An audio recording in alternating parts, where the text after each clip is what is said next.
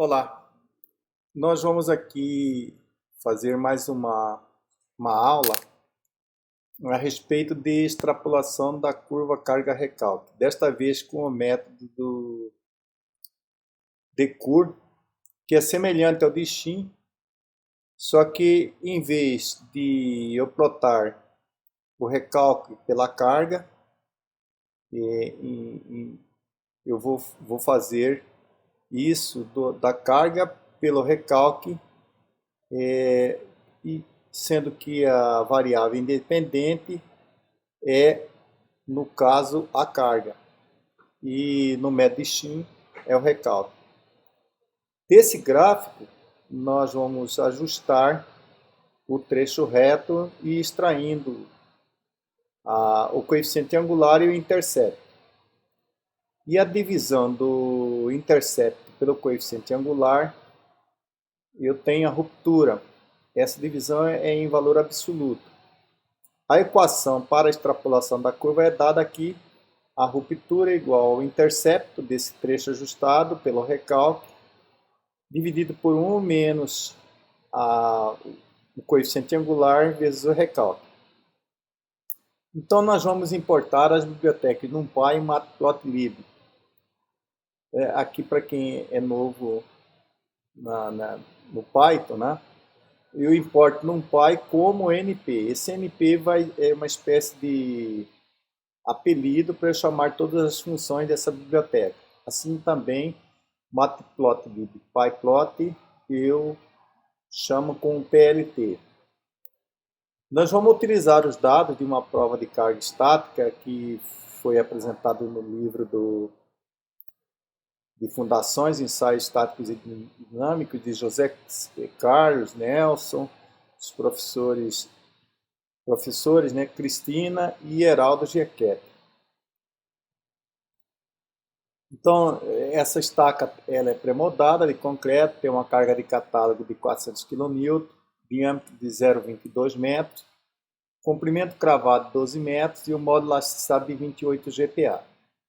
E os dados da prova de carga são este aqui. Ela vai de 80 em 80 até 800 e com seus respectivos recalques.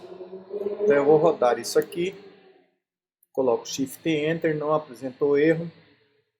Abro aqui a próxima célula. Nessa célula eu vou fazer um gráfico da carga, né?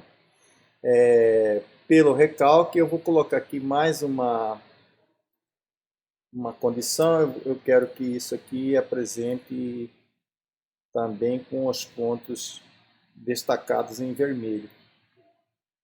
E um rótulo que eu vou chamar de prova de carga. E vou inverter o eixo Y, que o eixo Y aqui, que é o ρ, ele vai de 0,2 até 2,4. Eu vou inverter 12,4, perdão. Eu vou inverter de 3 até menos 1, de modo que eu apareça aqui o zero também. Coloquei uma legenda aqui, então nós temos isso aqui. Então nós temos já o eixo invertido, né? Deste lado, na abscissa eu tenho a carga e na ordenada eu tenho o recalque. Bom, em seguida eu vou fazer aquela inversão que sugere aqui o método, sugere não, que implica no método, né? Dividir a carga pelo recalque. Então eu chamo aqui de Prρ, divido a carga pelo recalque, e vou fazer aqui um scatter, um gráfico de pontos, de P por Prρ, e vou passar aqui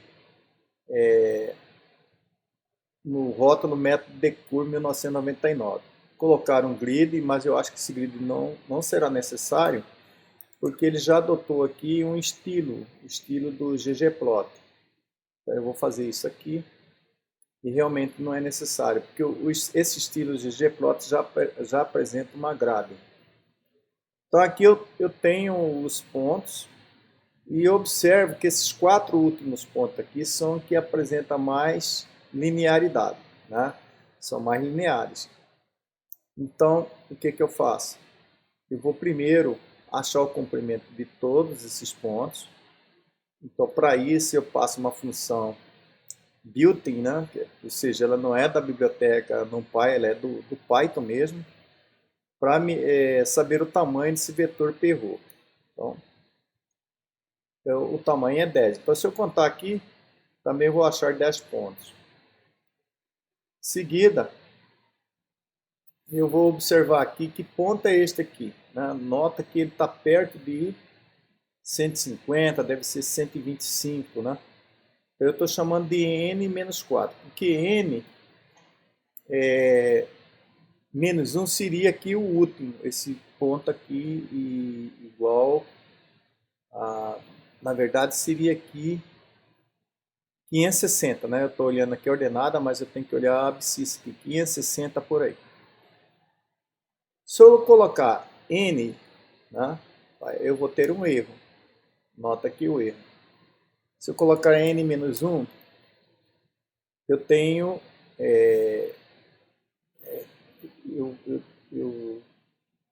não é P, né? Perrault, então é realmente ordenado. Esse ponto aqui está mais ou menos a 60.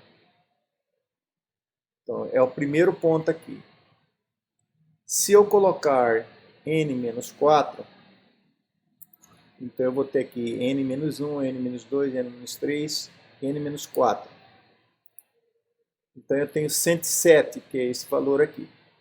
Por que isso? Porque, diferentemente de outras linguagens, o Python coloca a posição do vetor, a primeira posição, como 0. Então, como aqui temos 10, então a primeira posição é 0 e a última posição é 9.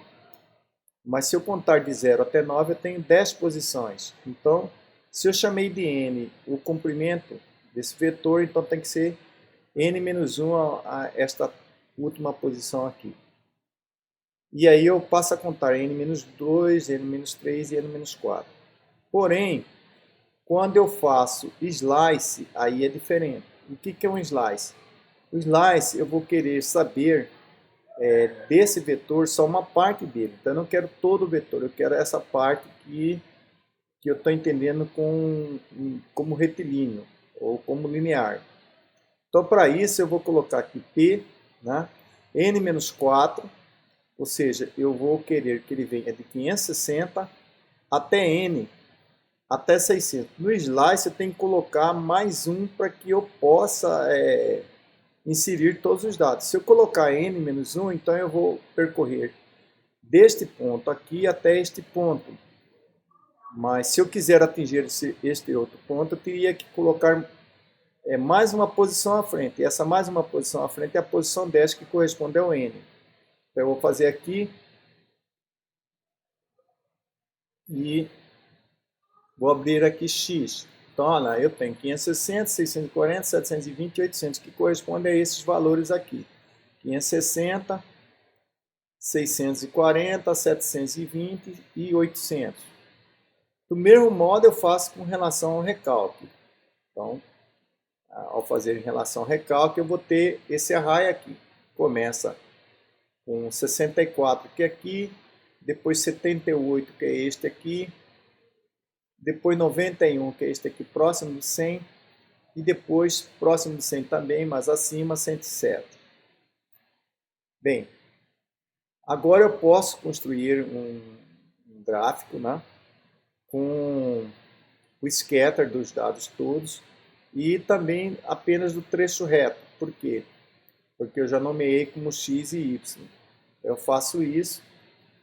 Então eu tenho aqui todos os dados, né, do método e o que eu escolhi, o que eu entendi como trecho reto, que esses são esses 4 últimos pontos.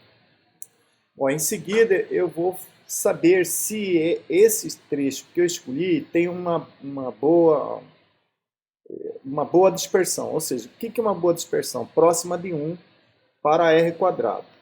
Para isso eu acho r, que é a somatória de x e y, raiz quadrada da somatória de x ao quadrado, que multiplica y ao quadrado. Agora, o que são x e y? São resíduos. Esses resíduos, então, eu posso calcular facilmente. Eu tenho x aqui, que eu quero saber, mas eu já conheço x. eu chamei de x maior, que são os dados desse trecho aqui, menos a média desses dados. E y vai ser também os dados daqui dessa reta, em relação a y, menos a média deles. E aí eu calculo, né? Repare aqui, eu faço a somatória de x vezes y, está aqui, dividido pela raiz quadrada da somatória de x ao quadrado, vezes a somatória de y ao quadrado. Essa função sum não precisa do NP, porque ela é própria das funções do Python, as funções built-in. Mas aqui nesse caso eu prefiro colocar por uma questão de coerência. E aí eu faço uma saída aqui de r quadrado, o valor percentagem 0,4f. Eu estou fazendo aqui uma chamada para 4 casas float, ou seja, flutuante, ou se quiser aí números com pontos, com casas decimais. Então eu vou fazer isso aqui, rodar, então eu tenho lá o valor de r quadrado é 0,9978. Em seguida eu vou fazer a reta de ajuste para esses pontos aqui. Então eu quero saber qual é a função aqui e desse modo extrair também o coeficiente angular e o intercepto. Então, para isso eu uso aqui uma função poly1d, ela retorna o coeficiente angular, a variável de primeiro grau e o intercepto. Ou seja, ela é amigável porque ela diz qual é a posição que está o coeficiente angular e qual a posição do intercepto. Muitas vezes no vetor isso você não sabe, né? Então, aqui a função polyfit, ela retorna também esses valores, mas ela não diz quem é coeficiente angular e quem é intercepto. Você que tem que saber pela posição. Então eu lancei aqui uma variável raj, né? np polyfit, que é uma função que vai me dar, a entrada dela são os valores de x e de y, e este número aqui é o grau. Como é linear, eu coloco 1. Se fosse, por exemplo, se eu imaginasse, eu tivesse a intuição que fosse uma parábola, eu colocaria 2, grau 2, e assim por diante. É uma função de ajuste polinomial. Este poly aqui, essa passagem de variável, eu chamei como poly1d, só para eu saber realmente qual é a posição do coeficiente angular. E aí eu lanço essa outra variável aqui, raj, que eu já calculei os valores do vetor que contém o intercepto e o coeficiente angular. Então eu faço print raj e print poly. Eu faço isso aqui. Então repare que na primeira eu tenho só o vetor, tá? E na segunda fica fácil saber onde é o coeficiente angular, que é aquele que multiplica por uma variável. E aqui é a variável, né? No caso x. Então este aqui é o coeficiente angular e este é o intercepto. Bom, a ruptura é o valor absoluto da divisão de quem? Do intercepto pelo coeficiente angular. Então o intercepto é a posição 2. É esta posição, é a posição 1, perdão. É a segunda posição que corresponde a 1. E a primeira posição corresponde a 0. Então eu divido aqui esta variável, né? Essa variável raj, que é reta ajustada, divido a posição 1 pela posição 0.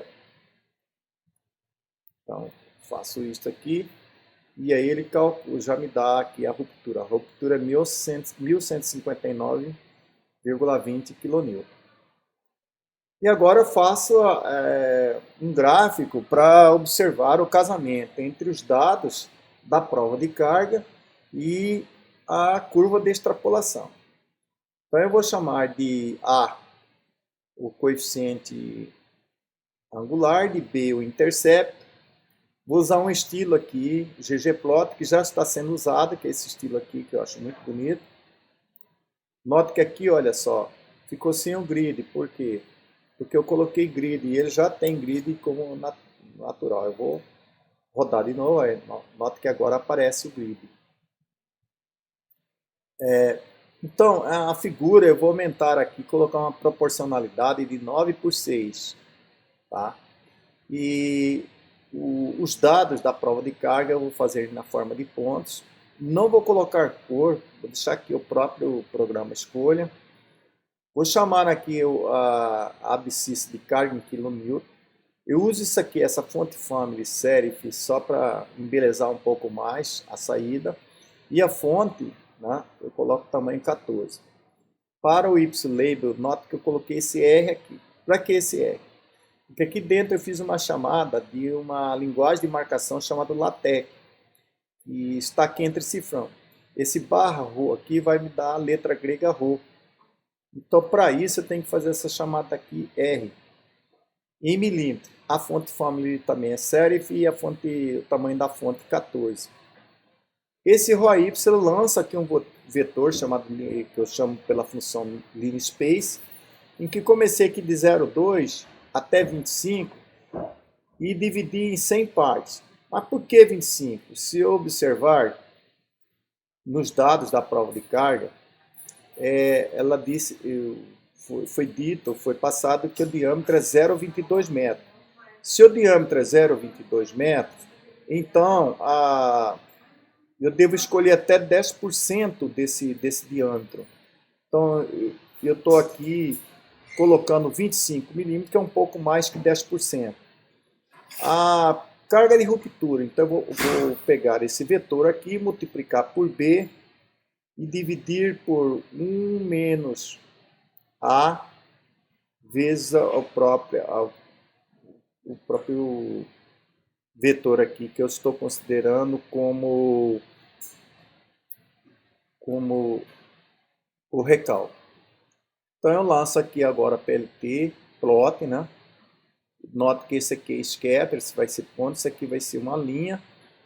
Curva extrapolada, a cor eu escolhi essa cor fúcsia, poderia escolher qualquer outra cor, é só olhar nas paletas de cores do Matplotlib, se encontra facilmente na internet. E o título chamei de extrapolação, método de cor 1999. A fonte eu vou passar para 16. E o limite eu inverto, né? Já que eu utilizei aqui até 25, eu vou colocar 25 como primeiro e menos 1 o último. E coloquei aqui uma legenda com o tamanho da fonte igual a 16. Vou rodar e vamos ver o que sai. Então aqui eu tenho o gráfico, né? Então, obviamente que o interesse de quem analisa é saber qual é a ruptura, mas observar se há um casamento entre a curva extrapolada e os dados da prova de carga é essencial para você ter um grau de certeza que está no caminho certo do que você está analisando. Eu não vou entrar aqui em comentários sobre a comparação dos métodos, mas esse método do professor Decour, em comparação com o de Van der Veen, para essa mesma estaca, foi muito conservador. Se vocês observarem lá no livro dos professores, para Decour deu 900 kN. Eu também tenho um outro vídeo em que eu mostro que isso realmente é 900 kN no método Van der Veen, aqui deu 1159,20. Muito conservador não, eu estou fazendo ao contrário. Conservador é o de Van der Veen, né? Isso aqui é muito arrojado, né? Claro que é sempre bom analisar com vários métodos para fazer uma tomada de decisão. Espero que tenha contribuído com o aprendizado de vocês. Até mais.